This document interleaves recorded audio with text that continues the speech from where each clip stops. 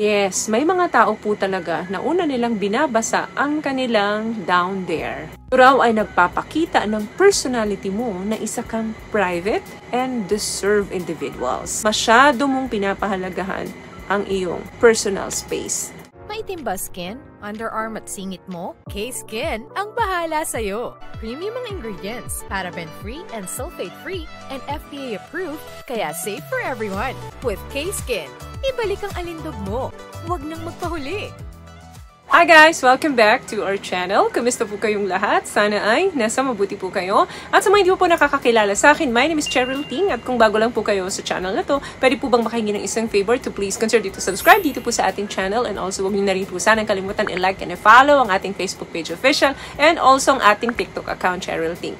Maraming salamat po. And for today's video is let's talk about ano ang unang parte ng katawan mo na binabasa mo sa tuwing maliligo ka. At alam nyo ba na may malaking impact ito sa inyong personality? Di ko sinasabi na 101% accurate ito, pero wala namang masama kung pakikinggan ninyo. Alam nyo ba na yung simple act na yan ay pwedeng mag-reveal ng personality nyo? Sa videong ito, yan ang i-explore natin na pag-usapan dito. At kung ano ang sinasabi ng mga ito sa inyong character. Una, kamay. Kapag itong parte na to ang una mong binabasa sa tuwing manliligo ka, ito raw ay nagsasabi na ikaw ay isang praktikal at responsableng tao. Isa kang taong organisado at madalas nagpaplano ka ahead doon sa future. So meaning, bago mo pasukin ng isang bagay daw, matagal mo na itong pinag-aralan. Dahil isa kang detail-oriented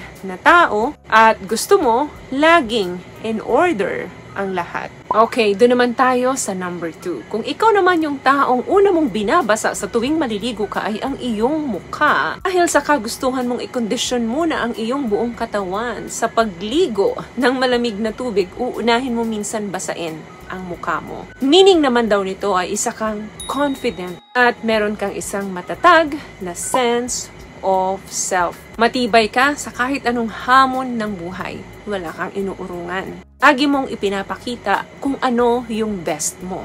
Isa ka ring independent and self-sufficient. Mahilig ka rin makipaghalubilo sa ibang tao at magaling kang makisama.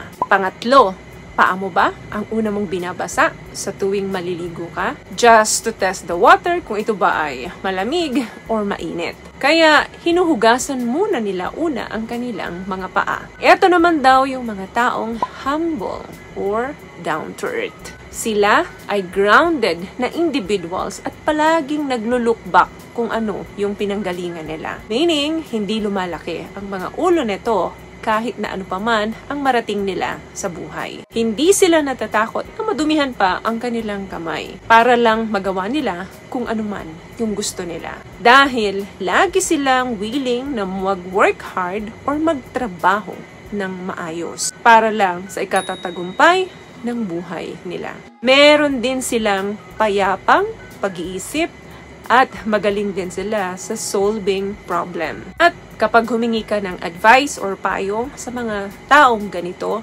lagi nilang pinipili ang payapang desisyon. Hindi ito mag-i-ignite ng fire para lang dagdagan pa yung galit mo doon sa taong kinaiinisan mo. Kaya magaling mag-advise ang mga taong ito. What I love about this product, itong No More Dark Secret ng K-Skin, bukod sa may advanced whitening na siya na kung saan pwede niyang matulungan na pumuti yung mga singit-singit mo, moisturizing, meron siyang anti-irritation, antibacterial, maintain healthy pH level. Hindi lang pambabae, meron din po tayong pang-lalaki. At doon naman sa pang-apat, nauuna mo bang binabasa ang iyong buhok sa tuwing ikaw ay maliligo? Ito naman ay nag-i-indicate na binavalue mo ang iyong kagandahan, ang iyong appearance, at ang iyong personal hygiene. Magaling din ang iyong sense of style and creative also sa kahit na anong bagay. When it comes sa pagde-decorate ng kahit anong paman, yan ang iyong forte. And you are confident and assertive. Gusto mo, palagi kang presentable sa sarili mo at sa mata ng ibang tao.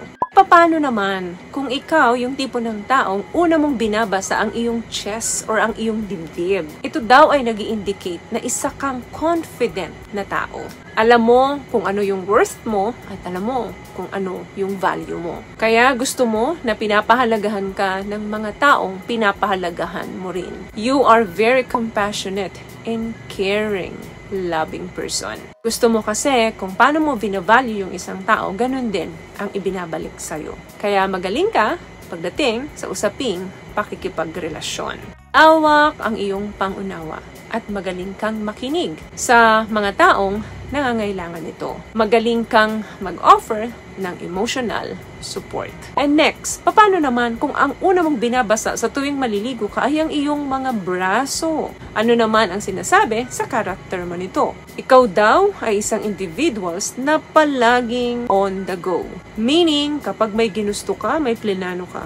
Strong yung iyong paniniwala sa sarili mo na makukuha mo ito. Very competitive ka at determinado ka makuha lamang ang ninanais mo. Hindi pwede sa'yo ang salitang pwede na kasi ang gusto mo palagi yung the best para sa'yo. Napakagaling mo sa multitasking nang hindi naaapektuhan yung mga susunod mong trabaho. At panghuli, paano kung ikaw naman yung tipo na una mong binabasa sa tuwing ikaw ay maliligo ay ang iyong private part? Yes, may mga tao po talaga na una nilang binabasa ang kanilang down there. Ito raw ay nagpapakita ng personality mo na isa kang private and deserve individuals na masyado mong pinapahalagahan ang iyong personal space. Karamihan sa mga taong ito ay introverted, maawain at matulungin sa kapwa. So alin sa mga napag-usapan natin ang umakma sa character mo? Comment down below. So, may nakuha ka bang tips sa mga napag-usapan natin? At kung nagustuhan mo ang ating video, please give it a thumbs up, comment down below, and also share this video na rin po sa mga kaibigan na sa tingin nyo matutulungan ng video natin. Once again, palagi po kayong mag-iingat at palagi po kayong manalangin. Thank you guys for watching and see you on our next one. Always love yourself and be a blessing. Bye!